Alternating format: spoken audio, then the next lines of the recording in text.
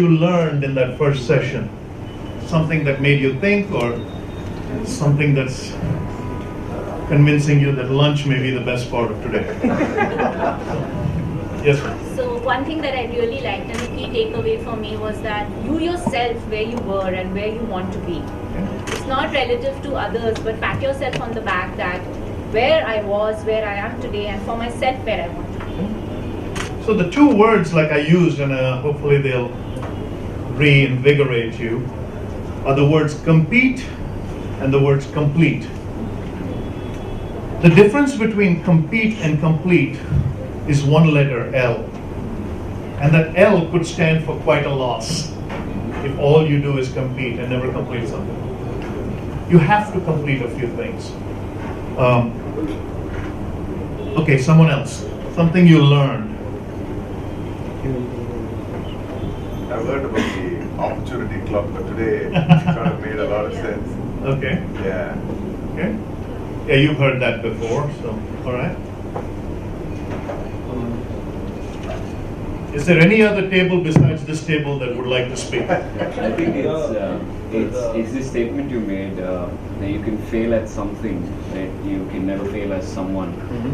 That speaks miles, because a lot of us failures kind of puts us into a nutshell, and we don't want to take risks anymore. Sure. So that's kind of self-motivating in itself. Oh, very cool. All right. You can fail at something, not as someone.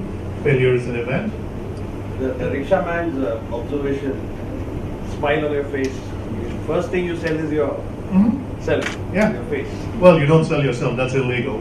But there are laws against it, and foundations that can help you. But I get what you're saying. See, the other thing is the zest for life when you're in problems. Dr. Carl Menninger from the Menninger Clinic in Topeka, Kansas put it this way.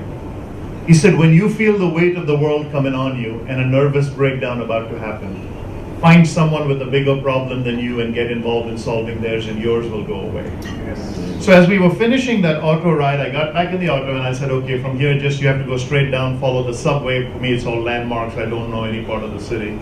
So I said, at this particular place. So he said, kahan hai sab? I said, chalte jao, Domino's ke bilkul paas hai. That's all my landmark. So he says, chaliye sab. But he was talking to his nephew who had just given birth to a third girl, and he was yelling at her, "Ab operation kara do," that kind of stuff. It was that typical mindset. And then apparently he was the guy responsible to pay the bill. So that guy is telling him on the phone, every 2 seconds that phone would come up, "Ajay, you have to pay the bill." They say, I know. So, but he's trying to escape from his problems by running me around the block without any objective, just to be around someone who's happy, because there's no commitment on money. Yeah. Isn't that amazing? He just wanted free therapy. That's all we're in the business of giving, free therapy. Attitudes are contagious. Is yours worth catching?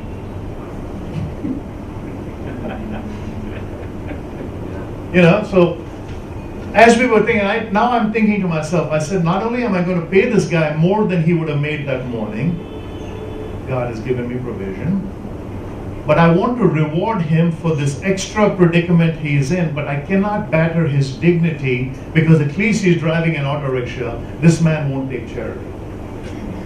So I'm thinking to myself how to be clever about this. So when we got off, I'd mentally prepared. I said, okay, I'm going to give this guy a couple of $100. That's probably more, I think, for that route he took me. Normally he would have charged someone about 120. I said, maybe I'll pop to 150, it'll be twice, and he'll be happy with me. But then my heart's desire was double. Whatever you feel like giving, make sure that his blessing is twice what he anticipated, because he must realize that there is still good in this world. Right. But he won't take charity, otherwise I will insult him. So as I overheard the conversation, and I said, this is congratulations for your new niece. And I got out of the auto rickshaw in front of my Marriott. Now he saw where I'm staying. He says, Saji, nahi khuda hamesha aapko bata. Bahut khushi aayi. He got out of the auto rickshaw, held my hand for it. And I thought to myself, I said, in the hustle and bustle, it's like the Johnny Walker song, mill tram motor गाड़ी ये मिलता है सब कुछ नहीं मिलता है दिल. This city kills people in their hustle. And sometimes, as we are walking through life, fortunate enough to at least for half a day on a Saturday morning be in an air-conditioned building, should stop by and lighten someone's load. In fact, make that your life's goal. That every day you will lighten someone's load, not monetarily. Here's an even greater statistic. Every day, 3 billion people go to bed hungry for food. Gavin Robert, a human engineer, commissioned a study with Harvard. Here's what they came up with. Every day, 3 to 3.5 billion people go to bed hungry for food. But over 4 billion go to bed hungry for a word of encouragement. Saying, you matter, tomorrow will miss you. That's what, see, motivation is a motive for action. Whose motive is it? If you're motivating someone or they're motivating you so the outcome benefits them, that's manipulation. That's self-desire. So compete. Alright? So we've done the foundation. Now let's look at definition and then we'll do expansion and conclusion. So those will be the 4 moods. Anybody else? Something you observed before I motor on? Yes, ma'am. Usually when someone says pride, you have pride, it has a different meaning. Right. The way you brought it out, personal recognition installed for a desire. Like, So, and you bring up Susanna, okay, you bring up an interesting point. A healthy self-pride, I do believe, is God ordained. It's divine. It's extra, it's supernatural, it's outside dimension. Again, don't think theology, think faith. It's a very different component. What we seem to exhibit and seem to witness is false pride. That's when people who finally have enough money to go into a 5-star hotel say, I have now earned mine, I'm going to treat everybody like a dog. And you see that on broad display. Go into any restaurant. You want to be different? Walk up to the waiter, put your arm around the waiter and say, what's your name? We're going to be here having a meal, and I need you to be familiar, not friendly. You don't need to join the party, but I need you at our service so that we have a good meal. I just want to promise you that whatever you normally expect, you can expect more from us in terms of gratuity. I will take care of you, whichever way. So someone says, why would you say that up front? Mr. Ziglar gave me the word TIPS, T-I-P-S. It should stand for to ensure prompt service, pay it in advance. If you pay it as an obligation, you do it begrudgingly. Try it. Whenever I stay in a hotel, I'll find 1 or 2 of the guys when I go into breakfast and say, what's your name, what's your shift? I said, this is the time I'm coming. I usually have breakfast meeting, lunch meetings. I need you to be available because we run a tight schedule. Coffee should always be full, but and then before I even start, I put 100 rupees in the thing. And suddenly it looks like I'm the only one in the hotel. They're running to my room, asking me for stuff. Now, remember the word. You are doing this so that they would be familiar, not friendly. They don't need to join the party. But I remember doing this in Visakhapatnam where I asked the guy's name. And then at the Ziglar Corporation, we used to have a small card called the I like card. It's a small pad, and on the top it would say I like, or I appreciate, or I admire, whichever way you want to write it. Remember, we're defining ourselves now. And then write their name, I admire, write their name. Then some 3 or 4 specific observable qualities about their work. You can do this for your employees. So technically,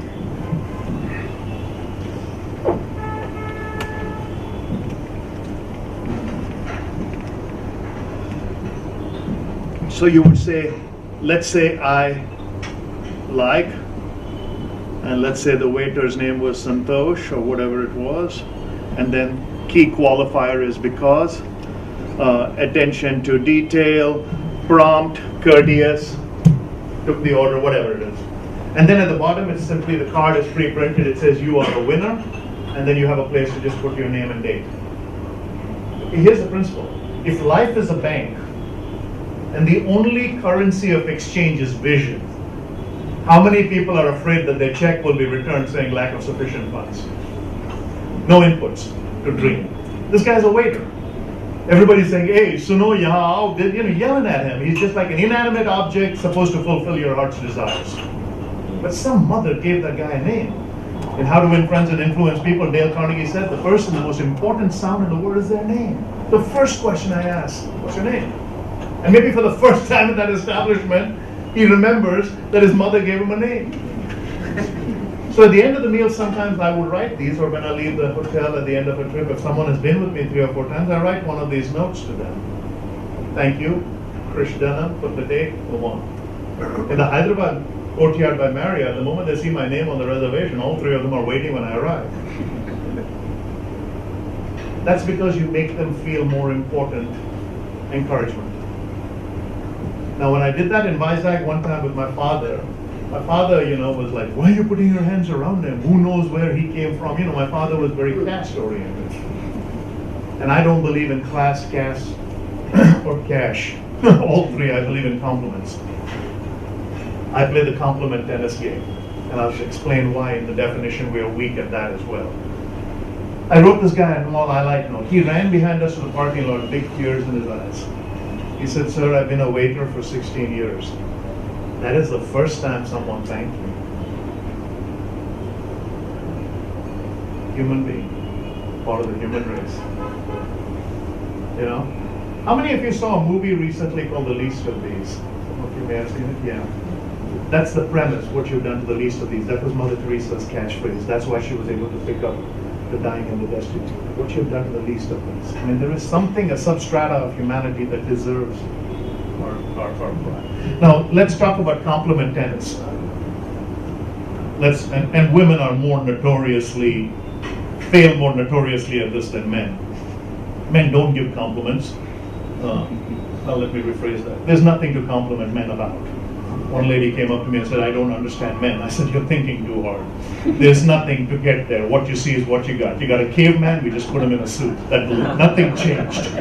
Okay, they grunt more, and apparently now they have a flat in which they can grunt. But women, some of you more emotional of the species, and I'm not, like I said, all my material is tested with my bride of 33 years, so don't read more into it than you should. If you give a woman a compliment and say, one woman will say to the other, like your dress. This old thing, I got it at the bargain basement. Why don't you join me so now we can both look mediocre? Or she'll say, it really goes better with your earrings and her shoes and her house. What are they saying? Don't compliment me because tomorrow I'll have to either live up to it or exceed it. Nobody compliments anybody for the same thing. We do the same thing in business. Oh, good job. I couldn't have done it without the team. It's not Filmfare Award. I'd like to thank the director, the producer, the director. What are the 2 words you say when someone gives you a compliment? Thank you. If you're from Delhi, I know. Other than that, So, Rajasthani ke log running the nation. So that's a whole different issue. We play compliment tennis not because we don't want to accept the compliment, because we're afraid if we do, it changes the standard of expectation for tomorrow's performance. You take it back. If I take it from you, you're never going to say the same thing. You want me to perform better. And that's a very fascinating mindset about work. Folks, work is a privilege. Nothing happens till somebody does something. I'm an old salespeople, and salespeople are notorious for not having the mindset of vision. They think they're doing something really difficult. No, they're doing something noble. Without salespeople in this world, all you have is an excess inventory of brilliant ideas. Nothing happens till someone makes a sale. And we are salespeople all our lives. We sell everything, but when we look at the profession of selling, well, I'm a consultant. Well, you're a salesman. Well, I facilitate the transaction of goods and services, smuggler. You're a salesman. It's like, don't make up stuff. I can make stuff say whatever I want to define myself. I'll prove it to you. Like if I told my wife, I said, sweetheart, you look like the first day of a beautiful new spring. I'll win all kinds of romantic points with her. But if I tell her, you look like the last day of a long, hard winter, it's the same day. Exact opposite meaning. If I say, when I look at you, the hands of time seize, I sound like a poet. If I say, you have a face that'll stop a clock, that's very negative. Like this one guy picked up the phone, he says, what are you doing? He says, with under extreme thermal duress, I am facilitating the polishing of, of porcelain. You're washing dishes. You can make anything sound better than it is or worse than it is by your own word phraseology, but here's the beauty of it. Reality doesn't adjust with our imagination. See, the biggest nation in the world is imagination. The biggest room in the world is room for improvement. So there's always one smart person in every room who wants to know this. What's the smallest room? Mushroom. There, that was great. So don't overthink, don't outthink your coverage. But if you ask Sachin Tendulkar, he just, it's only practice.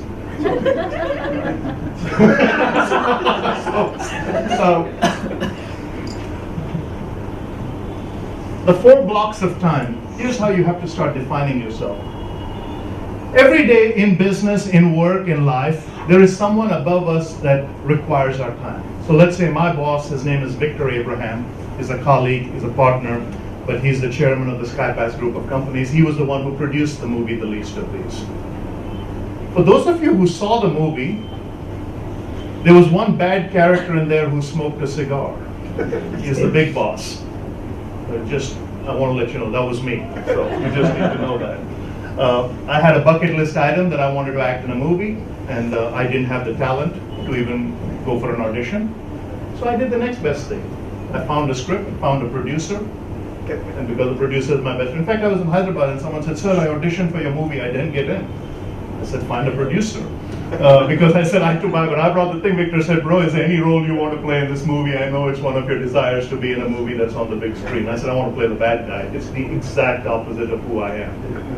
In fact, I was watching it in Bangalore with a couple of colleagues, and for the first time I was watching the movie without having to introduce it or answer questions at the end through all the premieres.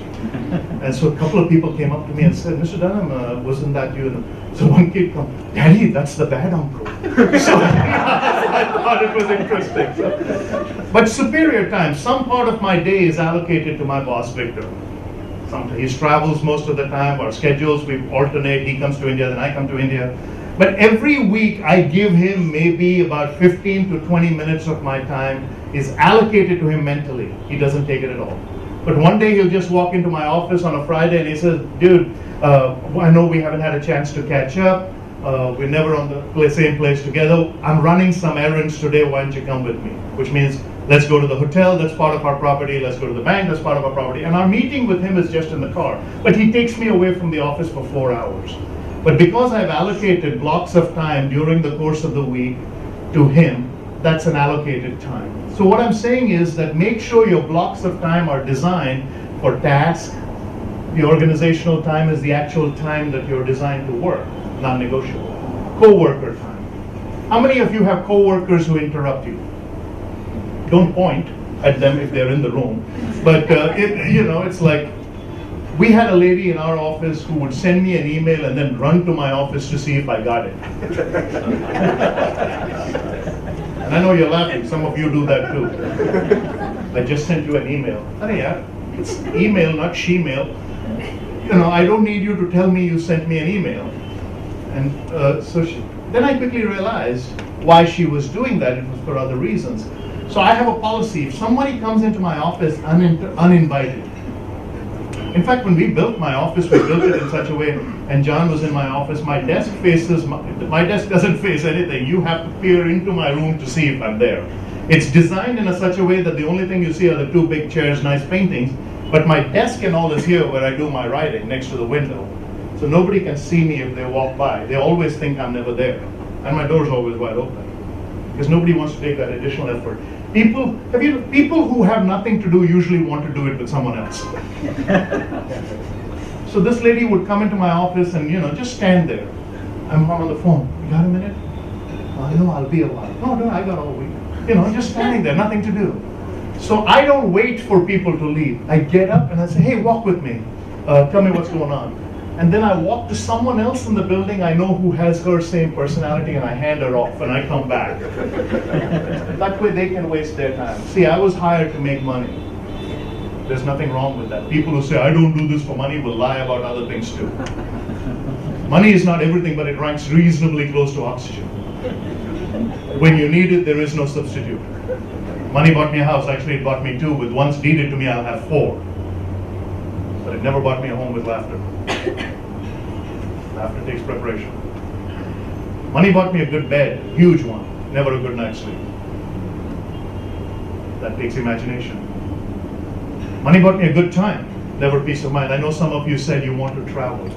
I've traveled much of the free world. What these eyes have seen, I never imagined from Ramakrishna Beach I would. But when I was riding horseback on the Giza Plateau with the pyramids as the backdrop, I knew one milestone. I got a chance to stand in Athens, Greece, and project my voice in an old Colosseum when I bribed a taxi driver to take me to the back so that I could step into the Colosseum and project my voice to see if it would really resonate in their own surround sound that they had. Why would I want to do that? Because that's where oratorical mastery began, and as a speaker, that's a dream. You want to speak in an amphitheater in Athens. Yeah. I never imagined these things would happen. Money bought me a bed, never a good night's sleep. It bought me a good time, never peace of mind. It bought me a house, never a home with laughter. But last more important, it bought me a companion, but never a friend for life. See, you don't want people who hang around you because of what you have. You want them to hang around you because of who you are. In fact, I tell everybody I meet who knows me because of my reputation, I'll say, hey, if you need anything, I'll call you. So don't bother calling me. People say, do you have a name card? What else kind of put a name card? Do you have a business card? Yes, none of your.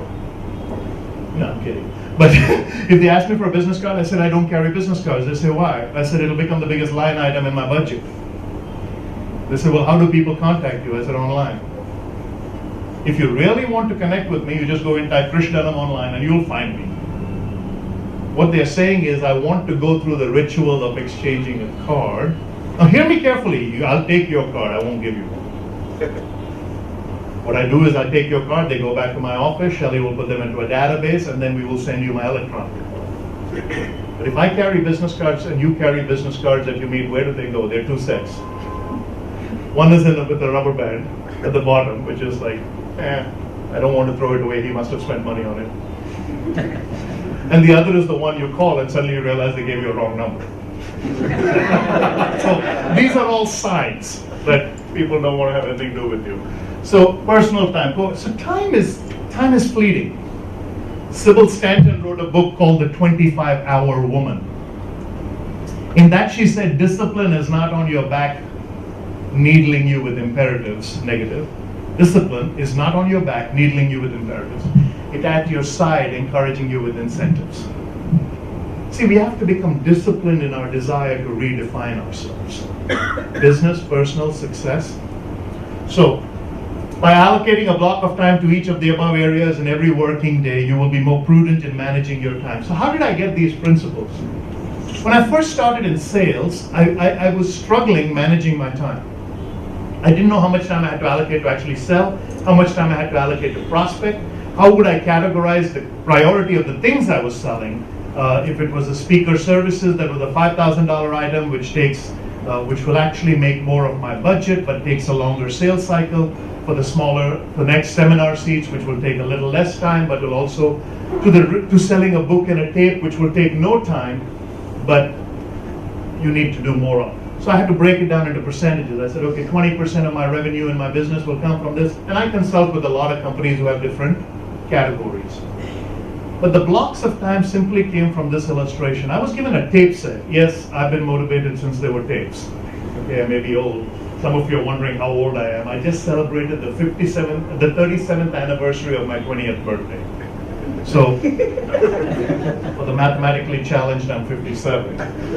But the tape set simply said this: if you shave off 4 blocks of 15 minutes that you normally would waste. So arrive 15 minutes early, stay 15 minutes late, spend 15 minutes less for lunch, and 15 minutes less gossiping. I know none of you gossip. They asked this woman one time, why do you gossip so much? She said, I don't know what else to do with the rumors. So it's just something, it's just part of our life. So 15-minute blocks 4 times a day is 1 hour. An hour a day is 5 a week. It's 20 a month. It's 250 a year. That's 6 weeks. Just 15 minutes a day, saving blocks and being productive will give you a 6-week edge on your competition. Now here's the interesting stat. In the book Stop Performance with Mr. Ziglar, I mentioned this data. 97% of the people in this world are comfort zone thinkers. Good, honest, tax-paying, law-abiding. Chalta hai. 3% are effective zone thinkers. The difference between comfort and effectiveness is growth, and growth is uncomfortable. It's very hard to change. In fact, I was meeting with a colleague this morning, and he says, what are your ideas on change? I said, the only person that loves change is a baby in wet diapers. Just about everybody else struggles with it. Change is stressful, and so is bankruptcy. But Eric Hoffer, change agent, said, in times of change, it is the learners who will inherit the earth, while the learned will find themselves beautifully equipped for a world that no longer exists. In times of change, it is the learners who will inherit the earth, while the learned will find themselves beautifully equipped for a world that no longer exists. And that's what fluidity is. It's fluidity in motion, it's fluidity in belief. The greatest teachers in this world have to be the greatest students, otherwise they're stagnant. Subscribe to the Friendship Club channel and hit the bell icon to never miss an update. Like, comment, and share. Thank you for watching. Visit us at thefriendshipclub.in.